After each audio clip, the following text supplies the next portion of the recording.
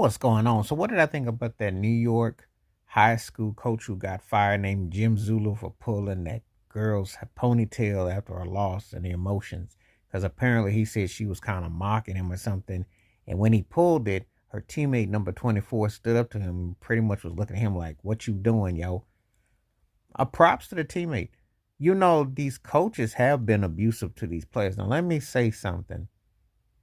I don't have no problem with the coach discipline a player if they are constructive criticism.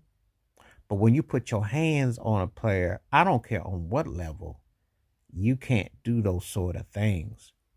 You know, it was acceptable back in the day when I was a kid. I remember Woody Hayes did that in Ohio State, or Arch Leicester, the quarterback, and that was a college, and he put his hands on his helmet, and coaches would do stuff like that.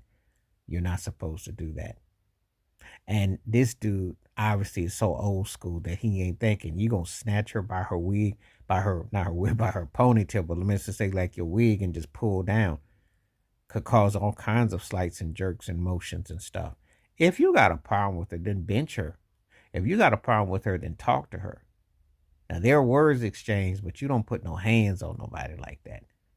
But this ain't his first rodeo, and he's old school. I'm not justifying it, and I'm not dignifying it. I'm telling you, there was a mindset that upon a time, you know, it's one thing, you have a fiery, combative situation. There are coaches that are like that, and that's how people really are. But when you putting hands like that, when you grabbing, uh, yanking a ponytail because you have attention, that's aggressive. That's like an assault. Now, yes, he got fired and he apologized. He got to know better. And he got to understand the way things are now. No one could ever condone it, but you probably could have pulled that off in the 70s or the 80s. I'm about as sure this ain't his first rodeo and first time seeing it. And maybe in the mid 90s, you might have gotten away with it.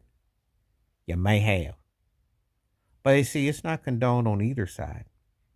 Because I'll give you a case in point. The Trail Sprewell basketball player did that to his former coach, PJ Carlissimo, on Golden State. And he was suspended for 65 games by David Stern, the NBA, because it was assault.